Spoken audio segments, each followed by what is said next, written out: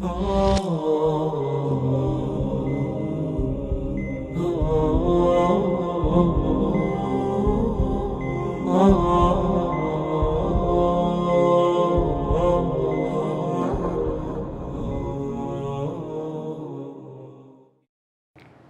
الله الرحمن الرحيم وبه نستعين. الزانم لا حلقي ششمي علمي بيان يكتر دبينين، وطبعا لا درسي بيشتر اگر بينو باش بزانين لا علمي بياني دا كهاتين علمي بيان ما خيندو تشبيه ما خيندو زور كاني وهروها اغراض كاني ودواتريش هاتي نسر لدواء علمي تشبيهي هاتي نسر مجاز وابو لا مجازي دا طبعا بيشتشك ما خينت اليرا. المجاز هو لفظ استعمل في غير معناه الأصلي أو بيناسكي بوتا إيرمان تقريبا خنت لو لبروي بيشتشكي ضرور بو هم بزانين مجازية وهم يشبه من شيوا أو خلافي كلنا ومجازي دا هي لمسألة إثبات كدني مجاز لا قرآن ولا زماني عربي دا جرينجو باشا لسه ديت سر لدواي في من إرادة المعنى الأصلي ليرة ولا دواي أو طبعا لمتنا كيدا لمتنا كيدا ديت سرسة لمتنا كيدا الله وهو نوعان مجاز مرسل ودواتريش جوري دوم للا بركيدي دا دي او دوباره هر تواكري بابلين متنا كي مجاز تكون العلاقة فيه المشابهة باشا طبعا اما اقربين مجازك يسابين لبري ما يساكو متني صراحة ناخي نبي ديتنا واستعارة وبابتان ما يكسر تسمعك كودوني بابلين عفوا درسك يدي بابلين اما هاتين بس اون دماخي نهات من لما تنكج نهات ما سريره و لبري ما تشوي نسر شرحي اون داي اوي كبيوسه بالشرح كيوا لما تنكيدي خي ندس نسر يضاحي يكسر باشا وكيدي لما تني ليدا قرين اجن دوا لولا ديتو شرحي لكاتو لبو ما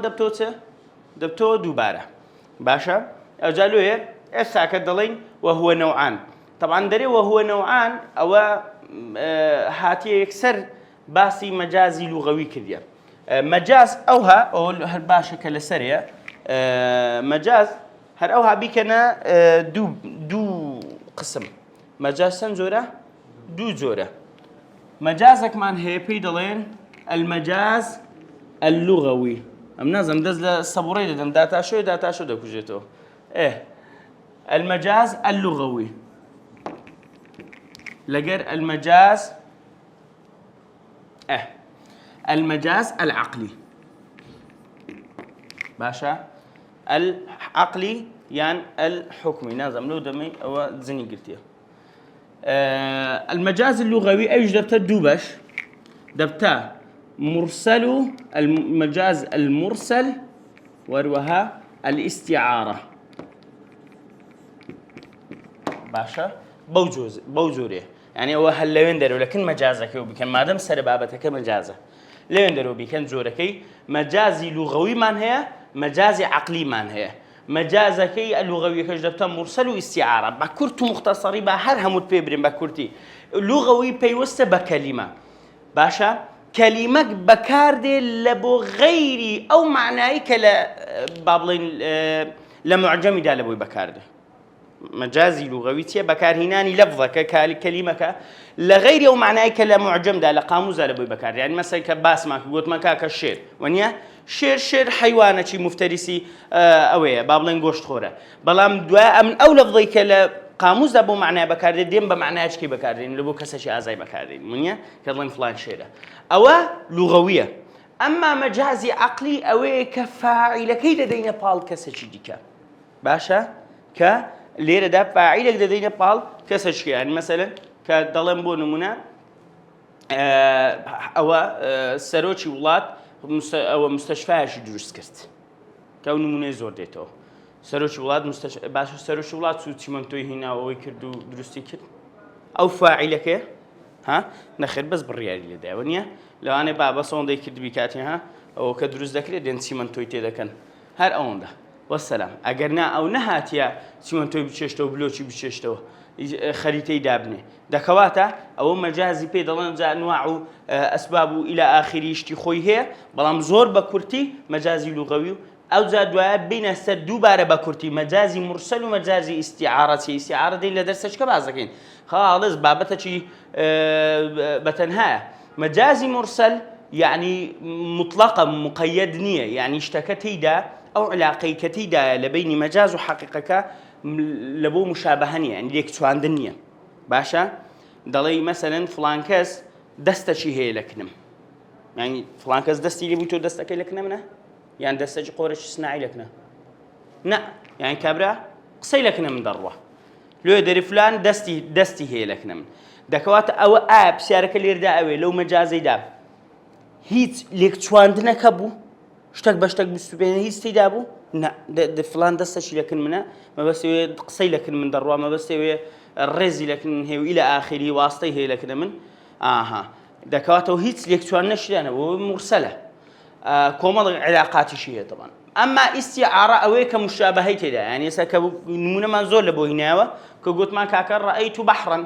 يخطب على المنبر بحركم دي لسم منبري خطبه ددا او تسبو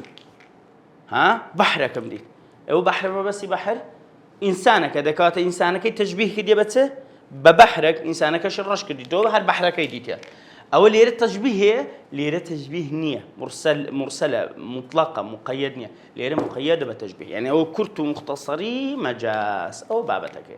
لو جادين الليره استا بابلين جورا كان شلخين دين سر استيعاء او مرسلك سن علاقي هي هر سن هم ناخين دين سر استعاره مكنيه وتمثيليه ونظمتي الى اخره باشا او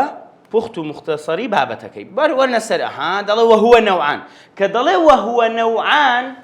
عفوا وهو نوعان مجاز مرسل يعني ما بس بكم مجازا لغوي باشا وهو نوعان ما بس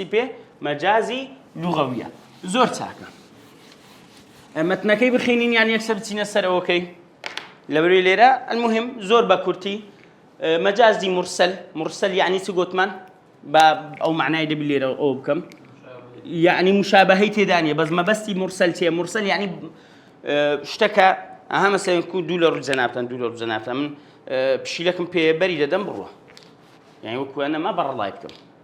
ني بس مو أو مرسل يعني غير مقيد مطلق بر الله كراوا باشا نبستريتو بالتشبيه كدن وبدليك شو عندن مرسل يعني مطلق يعني غير مقيد غير مقيد بمشابهة مجازي مرسل مقيد نية بمشابهة بيوز نية بمشابهة كدن بل العلاقة فيه علاقة كانت بالتداتية كاكا سببي من هي سادين همو شرح لك على بروي سببي من هي مسببي من هي مسببية من هي مثلا أو آتي لبركن إنما يأكلون في بطونهم نارا دوادين السري لبرو لو لا يدري لا آتكيد دوباره ناينتو باشا دكواتا علاقة كان يعني تقريبا وكبرين جوركاني فرعكاني باشا بزناتو امرين فرع لبروي مجازي مرسل علاقاتي هي بس علاقاتي سببي بابلين وكو زورك علاقاتي مسببية أو كأو باسي كده طبعا باشا علاقتي كمان هي كلية لقد جزئية أو دي باس كده باشا دين السر دعاء مجاز تكون العلاقة فيه مشابهة أو خالي دوم أو دستسر بابتي استعارة بكاملي لي يقرر ذلك هو الاستعارة زاري لي يقرر يعني إذا ما أتسنجي الشرح لكين أو دي شرح لكين باشا تقريبا أو ده باشا طبعا هو اللي رجدري وهناك علاقات أخرى كثيرة تزيد عن 30 علاقة زيادة لسي علاقة من هي وأوصل بعضهم إلى 40 هند شواهي عنده وردي كرديتو كرجيان تشتري تجدها مبسوطة في المطولات يعني تجدها مبسوطة في المطولات مبسوط يعني بسيط كافة يعني بسطوكه تمام أما زود غلطة شيء لغوية كديكين دلين كأك فلانة شد بسيطة ها مثلا حتى لزمان عربي مثلا دري سنشرح هذا الموضوع إن شاء الله بشكل بسيط يعني مبسطا كاكا بسيط يعني سهل نية مرادف نية لبو بسيط أو سهل بس مبسط بسط يعني فراوان كدن باشا فراوان كدن لويه يعني حتى أخواده فرمته يبسط الرزق يعني أي يوسع الرزق يبسط الرزق يعني أنت رزقك بسيط دكاتو آسان دكا كده دكاتو نا يعني تقريبا عكسه تقريبا لەبێ بەسیط ئەمە بە ئاسان بەکاردێنین بەس کەچ بۆ خۆی فراوانە باشە ئاگدار بە لێ دەڵێ تەجیدوها مەبسوطەتەن دەرێت و ئەوانە بە بسووتیان بە فراوانی دەیبینیەوە في المطولات لە چێدە لەو کتێبانەی کە مطول و بە درێژی باسی بابەتەکەی دەکەن وضابطها أن يصدق عليها معنى المجاز ولا يكون فيها تشبيه ضابطەکەش ئەوەیە کە ئەوەی کە مەجازی مرسەلی کۆ دەکات تۆ تشبیهی تێدا نەبی باشە من مع مجاز بي مرسل دەبی مەجاز بی وەروەها تشبیهی تێدا نەبی تشبیه تێدا بی دەبتە استعارە باشە زۆر چاکە بابین ئەوە ئیضاح ئەوانەمان هەموو خینت وەنیە مقدمەکە بوو باسی ئەو مەسەلێ بوو شەڕک بوو کە دەیگوت مەجاز هەیە نییە ئاها ئەوانە هیچی ئەومان نییە هیچ هەموومان خینی الحەمدولله طلع البدر علينا من ثنيات الوداع باسی ئەوەشمان کرد گوتمان ئەو شعرە کەنجینێ گوترا لە دوای هاتنەوەی پێغەمبەر صلی الله علیه و سلم لە چەند دەرێ لە غەزوەی تەبوک نەوەک لە کاتی هیجرەکردن لە بۆ مەدینە المەجاز المرسل ئێستا هاتین سەر مەجازی مرسل ئێستا هاتین هو أحد نوعي المجاز اللغوي اللي ربيت دريكاك أو يكك لجوركاني مجاز اللغوي لما تنكي بدناري وهو مرسلة مطلقة مقيدني وبر الله لأنه لم يقيد بعلاقة مشابهة مقيد نكلا بعلاقة بل بعلاقات أخرى بل بهندق علاقة من لبوتيا من لبوت تبعيضة لشندر خين مان لا عجرمي عندك ما أخي بس بتمايل ليش ندرج بخين لعوامل إن شاء الله 2000 استحاب منها من لبوت تبعيضة يعني بعض لو علاقاتنا سمان هي ذكرت من بعضنا علاقة السببية نحو رعينا الغيثة يعني ترى رعينا الغيثة رعينا أهم لا رعينا للراعي ونزيكونيا راعي لتي ونزيكا راعي شوان ونيا جوانا وش بنيرك ما هي بنيرته بنيري مراعي يعني ته راعي قلت مان يعني شوان دي مراعي زور يعني شواني زور يعني وشواني كم لورقة يعني وشواني كم رشوالي ده لورقة اللي زور بالضبط طب بالنسبة أوا رعينا الغيثة رعينا دكاتة فعلكية باشا وزيات زين ما نتبزين دولو بري وكلمتي الراعي مراعي رعينا يعني رعاية ما كرت يعني شوانيتي ما كرت يعني جرينجي ما بدا بالضبط سبست رعينات او لا او بابلين كاهتمام بمراعي خد ديبا بوتشلغي خوي غيث باشا بغيث يعني مطر غيث عادة لبوت بس بارانك بكارده بارانه شي بسود بالرحمة باشا رعينا الغيث باشا ما تذكرني ما جرينجي بادارو جيا كده دنيا عند سين باراني وده كده شيلينو اهتمام بيدي ديارك دكوات اللي ريها يكسر او ضابطك ببير تازه ديتل هامش كي قلتي ضابطك وي كدبي مجازي ومجاز انه من دار شي جزاني او اشتواني دكوات او زاني ما مجازه سيارك دي ما بس في اسيا ضليكاكا والغيث هو المطر ودياره والمطر لا يرعى هو مطر رعاية ناكري وشي دارو جاو اشتواء هاي اهتمام في بدري بل الذي يرعى هو ما ينبت بسببه بسبب بلكو اوي كالرعاية دكري وقرنجي بيدا دري ودتشيل دري ونظام خزمة دكريتيا اوي كبسبب ما بارانكي شين دبي اماش دارين شين دبي صوص دبي دكوات اللي رد علاقة كتيا سببية ديار يعني لدورو بسببي أمباسي بارانكي لكن بسببي بارانكي أو شين دبي أو كشين دبي وكأما جرينجي بيدين وما رش كرديتو دين سدكين سببك ما هنا يتناول موضوع كرت مختصر باشا العلاقة سببي تيا نتيجة لا تسوى سببك موجودة كخوي دبا نتيجة ما باسكر يعني بيدين إس عكس دبتو مسببي باشا رك عكس دبتو أذا طبعا يرجع ختي محترمي جدا نساته ولو أنا بزوتر ومقط بقى بدو زنا بيشتم قط بيش تصويري ونيا أو لبرو اللواني اللي أنت نساء العلاقة المسببية غلطة ده بيصير كينو على العلاقة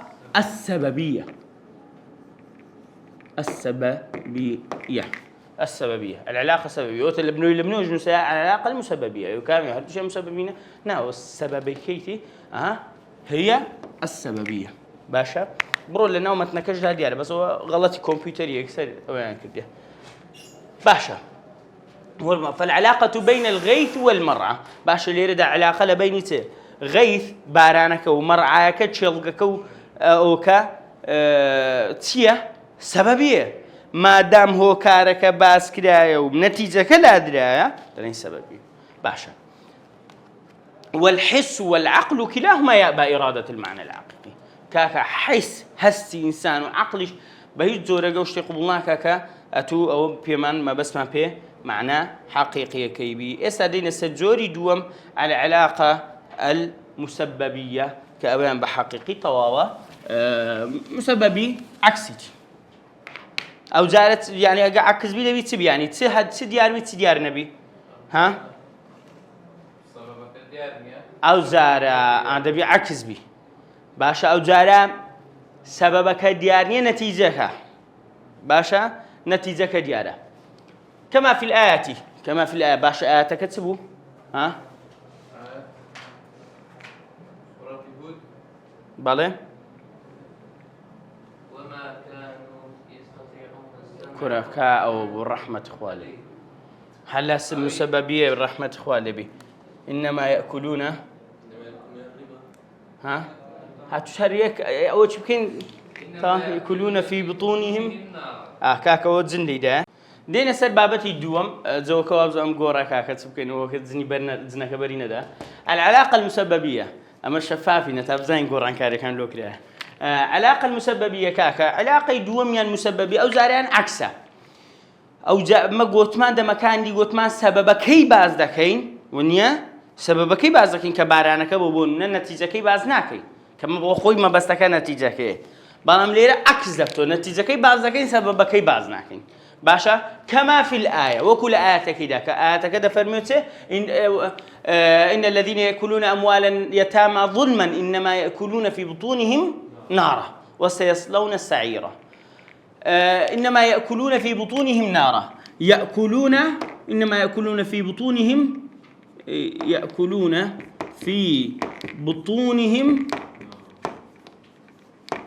نارا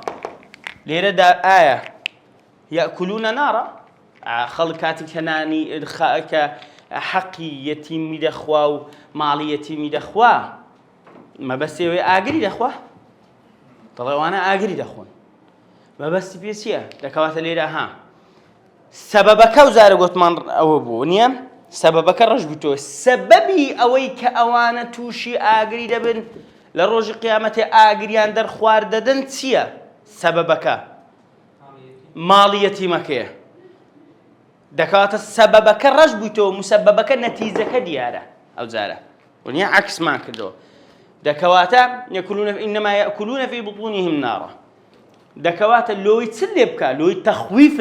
لبك يكسر أتو بنتنا ومشهدك يتو نتيجة كده أقدر با أتو خوارد أقدر خوارد تواو باشا أول لبو تخويفي زيادة لبو مبالغة كردنا لويكا تندى إيش خرابت كرديا العلاقة الكلية وتكون بإطلاق الكل ولكنك تريد جزءا منه كضلي علاقي كلي أتولي ردا باسي كلكي بس ما بس بيتيا جزء أقدر بك علاقة أما علاقي جزئي يستدين دوبارتيا عكسه كضلي علاقي جزئي يعني جزء بازكي بس ما بس بيتيا كل باشا دكواتا هموي كضلي علاقي سببي مسببي كلي جزئي يعني من أوانا باز دكم أو كيدي محذوف أو كي كمطلوبة كي باشا وتكون بإطلاق الكل ولكنك تريد جزءا منه وكقولك رأيت الشمس وكو كاتك دليتي رأيت الشمس من روج جديد يعني تجيبون دي إلا تبي تمشي روج كي روج لدري إلا روج كي بديني ها نەخێر یعنی ڕووناچی ڕۆژ لە دەرێ بدی ڕۆژم دیت تا ڕووناچەکەت دیت ڕووناچەکەت بەشەکە چییە بەشەکە لە شەمسەکەیانە بەشەکە لەو تو ڕووناچەکە دیتە وأنت إنما رأيت بعضها أتو هندق للشمس كديجا إطلاقا للكل بلام أود لسر همودانا مع إرادة الجزء مع إرادة الجزء كما بس في جزء وكقوله سبحانه عن قوم نوح كاتي خوال باري قوم نوح ودفرمي ولا سورة بقرة كذا فرمته جعلوا أصابعهم في آذانهم واستغشوا ثيابهم وسروا واستكبروا استكبارا جعلوا أصابعهم في آذانهم يعني دلي أخوة من القوم دعوهم لقل كردن بلام كدعوهم لقل كردن تيان ذكر جعلوا أصابع جمع شيء بنزة أصابع بنزة كان جمع بنزة ونيا أصبع باشا دلي بنزة كان يعني أتبينا بيرتاو بنزة كان يعني دخستنا وجان باشا من أو هذا كريه نخي أدي تيان ذكر خوي توي بس بنزش همينا يك بنز سر بنزة تدستنا طوال اون ده بس اللي بيجي خون بقرم يهودا فرمي خواده فرمي بنزة كان عندك دنا وجيان يعني لبوته مبالغة هندرق يعني لنوح ولا دعوتك لدعوة كشو لا أو كشيبوا يعني بأون ده بأسلوب شيء ناشرين أون ده خوان اللي يدور لك الدواء أجا بيعم بكرة با وشي قوتني هم بنزة عندك دنا وجي بس أو بكن جان لنوح لقصة كان النبي باش جعلوا أصابعهم لردا على سبيل المبالغة كأوان وين ذكرت يعني حتى وين كد بيبشان بدا ليرة خوا بمجازة شيء ست بيبشان ده بمجازة شيء وين كد لبودة شيء كأوانة تندرقيان لبوا وهرت وسيلة بابلين مبالغة ليش شواز كذيتيان بس تاكو دور بندا دعوة كينوح وهم إنما أدخلوا جزءا من أصابعهم أوان بشغلة سبيدان بنزكان يعني كسري أنامل تيا سر بنزة باشا يان بناني في ضلين زور ساكا السبابين السر على العلاقة الجزئية العلاقة الجزئية وهي عكس التي قبلها هو عكس يوي بيش أخوتي دكاتة دوبارة دبيتيا كإطلاق العين على الجاسوس لو كده دكاتة تباسي جزء دكاي بس بي ما بس بي تيا كله لولا دفن لقالكي سيم درسي علاقي كلي أتو تبيضلين كل باز دكاي بس ما بس بي تيا ونيا طب زوتك الجاسوس لبرو يكك لمعاني كاني لبرو من لمشتركش لفظي سمان هي وشيء عين مان هي وشيء عين كوملق معاني هي يك لمعنى كاني سيا جاسوس بيدو قتري تاو لبرو مثلا تو كابرا مثلا وزيرك الله كاكا لنا أعين يعني لنا عين في دولة الفلاني باشا أما كاكا عين مان هي تاو مان هي لدولة فلان ده ما بس في جاسوس مان لبيه كمشتكان مان لبو دبيني ولبو مان نقل دكا باشا أما تساو مان لبي ما بس في أو إنسان بس تساو اللي من دره لا إنسان شيء كامل له جاسوسة بلام بي أما جزء كم هناك ما بس بي كله كأنه كله عين دلي كأنه أو كابر همو قلبي تساو باشا وكالتعبير عن أكول لسوزي سيا أكول فعول سيا وزني فعول صيغة مشبعة عفوا مبالغة أكول يعني زور خور لا أكل وهاتيا أما طبعا وكو لبوش أكال مان هي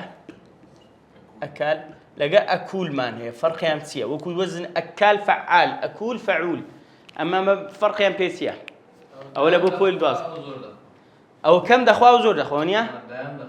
أو دايم دخوا إيه أو زور دخوانيا والعكس صحيح أكال دكري يقزم بخوا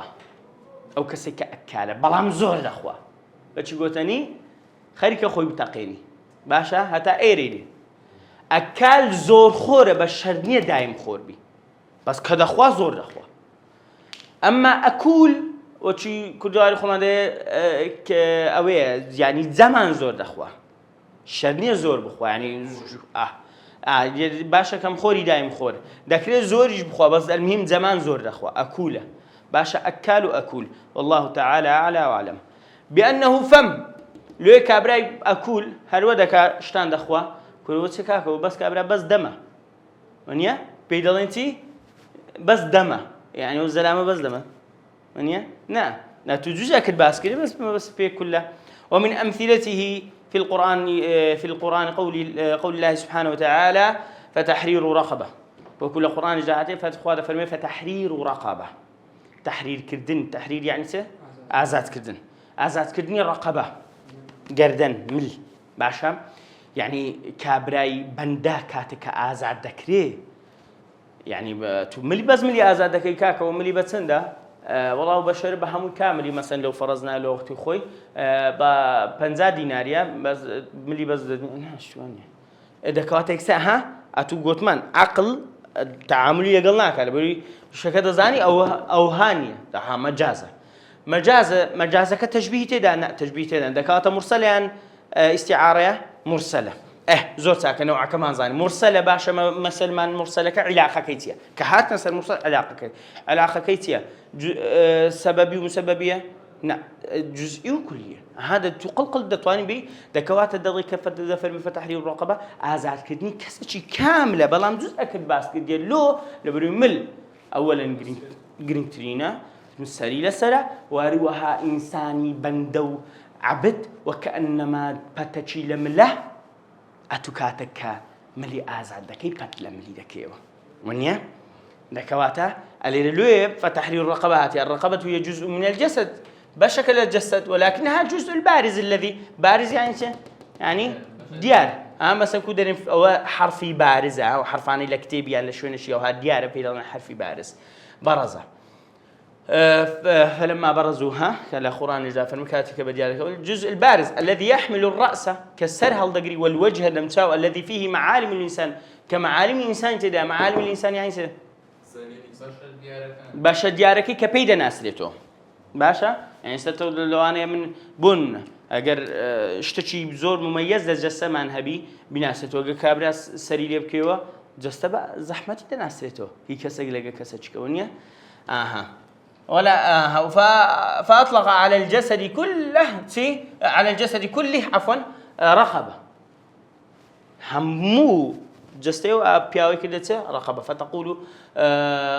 متى أطلق الجزء والمراد الكل إطلاق تكرا قسكل بس تنها بس جزء كرا كما بس ما بي كله على سبيل المجاز المرسل على سبيل المجاز بريز مجاز المرسل والعلاقة هي جزئية علاقة كش جزئية ودري ويشبهه ما قاله قسش يزور جواني ويشبهه ما قاله بعض ظرفاء الأدباء ضلي أوش أو قسانش بودتي كان دقل أديب كانوا أدباء وأنا كظريف قصي زار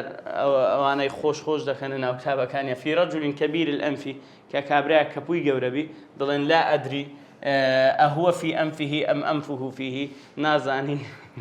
هو أو لو خلنا كبويتيان كبوي لنا أو كبوي بشكل بي أو كابرا فقير عندك أو بي على أي حال له زوجش بيزانه وقصي بسكين على أي حال علاقة الحالية علاقة حالي من هي بران علاقة حالية حال نك حالية بشدة لو حال بشدة يعني المحل الأواش وينك الحال عفوا أو كسيك لشوينك دادا منيته باشا حل يحل حال نك حال يعني حالي أو كوجي أو تبين حال تميزوا يعني نا ما بس ما فيني حل ده لما سنت مشاكل حل محمد في مثلا في الجزيرة حل محمد في الجزيرة يعني حل محمد في الجزيرة محمد لجزيرة لدرجكي ما هو حل فيه أي أقام فيه باشا يحل تي حال لو يدلين وشي حل مد يمد ماد شد يشد شاد حل يحل حال اسم فاعل كتي أو كسي كده منته العلاقة الحالية أهلو أو هابويلكم كقول أبي الطيب وكو أبو طيب المتنبي دليتي إني نزلت بكذابين ضيفهم عن القرى وعن الترحال محدود باشا إني نزلت بكذابين لربي كذابين كافور يخشيدي لمصر أبو وقت هو عبد بدوان نازن كو هات السر هو أمير لمصر لسردمي سيف الدولة أبو الطيب المتنبي وأنا ضل كلوين دربوا يعني كافور يخشيديش عربي جنبوا في المكاش برون تمشاي بكن هي كافور يخشيدي كابراشين دولار زنافة نفذ نزم بوا دايويز متنبي توزيلك ناخذ بيه تولوي تبكى ما تحبك باشا أوزا متنبي زور قيل الصفات ويدبوا لبوي كابراج قيادي ونبوا بابلين شخصية برز نبوا لفلي مكاش باويدري بمتنبي خذي وامدحيني خذي يعني خذي هذا اللي باتي ضمير مذكر مؤنث لقى بكارديني وامدحيني يعني مدحم بك بوهابا متنبي ده هذا المهم جوا كلدسي هردي جونيش بيداو يا قصيدة لسد نسي كافور يخشدي لدوي دقرت ساي سورة بتدري لا ديكوجم باشا ضل إني نزلت بكذابين ضل أمن ما موال لكذابين باشا كذابين شوينة كيا كذابين شوينة كذاب حاشا عزته دريم نزلت بكذابين أمن لكذابين مامو بكذابين ظرفية باك ما بستي بي أوي لو شوينة مامو ككذاب كاني لي دولار زناتا باشا إني نزلت بكذابين علاقة حالية يعني إني نزلت بأرض فيها الكذاب كل الكذابون باشا ضيفهم يعني بضيف ماما ولا لاي أو شو بلاي دروزنا كان دولار زنابتان عن القرى وعن الترحال محدود ناهين بجروي كاكا أمني عندنا دربستيتوا أراد الأرض التي حل فيها الكذابون ما بستي بي أو زاوية كحل فيها حلها ما يتنو لينا شيء كذاب كان ليه ولكنه أطلق الحالين بلامتي ناوي حالين يعني شيء ناوي كساري لين دمينين نوا حالين أواني كدمينين نوا وأراد المحل ما بستي شي بيتبو محلك ما بستي بي شوينك كذابك عليه وهي الأرض التي يسكنونها أو الزاوية كالتيدا دبينين وهنا علاقات وهناك علاقات أخرى علاقات دي كشيء وهذا النوع من المجاز نوع من التفنن أو زورج لمجاز كمجاز مرسلة جورك لفن تفنن كردن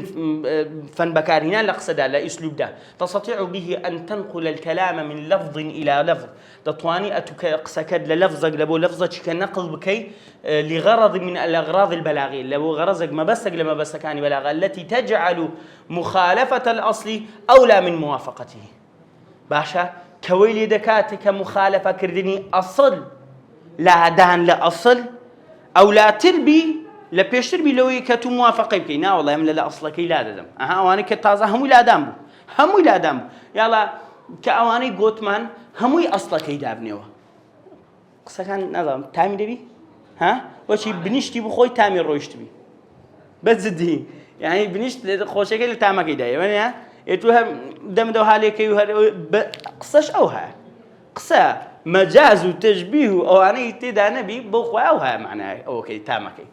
أن تقول كامل قلت من مخالفة كرني أصلا كي خوشت لا موافقة كرني ومن تلك الأغراض عندك أغراض هيك وأنا بكارنا أو تازة باس ما كرتبون علاقة بو يعني غرض بو أو أنا علاقة بون بس أو دريته دري عندك غرض معناه غرض يسه وكو إيجاز عندك كان نبو إيجاز لبو كرد بري لباتي أمن بدرجة باس كم بمجاز دين مو كرتي لكمو يعني مبالغة كردن باشا وكوتسي كام ينزور مبالغة بو الأوا أكولكو وروا جعلوا أصابعهم في آذانهم باشا أولا لا والتفنن في الكلام أنا زواني كاكا بأخواي مبالغة بإيجاز بهرشك بتفنن الكلام والخروج من دائرة الكلام الصغيرة إلى ما هو أوسع وأكبر وروها درتشون لا دائرة يعني بازلة لا بازني قصة لبازني قصة وكلامي قلتك لبو زور دائرة شي فراوان فزور فراوان ترى دوو علاقەی بما كان و بما سيكونشمان هەیە. یەک نمونەی بەسیطە لێرە دانیە بەس شەشی زۆر جوانە. مەجاز لە قورئانێدا مەسەڵەن خوا دەفەرمێ وآتوا اليتامى أموالهم باشە خوا دەفەرمێ ماڵەکانتان بدەنەوە چێ یەتیمەکان ماڵەکانیان بدەنەوە. باشە خوا لە خۆی دەفەرمێ یەتامە ماڵیان مەدەنێ. یەتیم چییە؟ منداڵێکە بابی نەمایە کە گچکەیە. باشە دی لە خۆی دەفەرمێ یەتیمەکان ماڵیان مەدەنێ. دوای دەفەرمێ وآتوا اليتامى أموالهم کە لە شوێنیشکە دەفەرمێ وإن آنستم منهم رشدا ئەگە کاتی کە گەورە دەبن. مەبەستی پێدەرێ یەتامە ئەموالەکانی ماڵەکانیان بدەوێ مەبەستی ئەوەی کە پێشتر یەتیم بووە. ئەو علاقەی بن چییە؟ بیماکانێ پێشتر ئەوە یەتیم بووە. باشە مەثەلەن علاقەی عەکسی ئەو بما سيكون ئەو ئاەتەمان هەیە کە دەفەرمێ إنا نبشرك بغلام عليم ئەمە مژدەت پێدەدەین بە گەنجێکی زانە. باشە بە منداڵێکی زانە پرسیارەوەی غولامە لە دایک دەبێ یەکسەر عەلیمە نا بما سيكون عليما إن شاء الله کە ئەوەی منداڵێکە من دەدەینێ بەڵێ منداڵەکە دوای عەلیم دەرەچی. باشە نبشرك بغلام عليم دەکەواتە ئەوەش دوو علاقەی دیکەیە لەو لێرە سوار علاقەی باس کردیە وانە دوو علاقەی دیکەشمان باس کرد کە بما كان وبما سيكون هەروەها لە بۆ جوانی کە لە قورئانیشدا هاتینە. والنوع الثاني من المجاز ئەوە زۆری دووەم ئیستیعارە دەستی دادەیدینە سەری إن شاء الله تعالى. ئێرەش دێنە کۆتایی ئەڵقەی ڕۆمان تا ئەڵقەچکە یەکتر دەبینەوە. والسلام عليكم.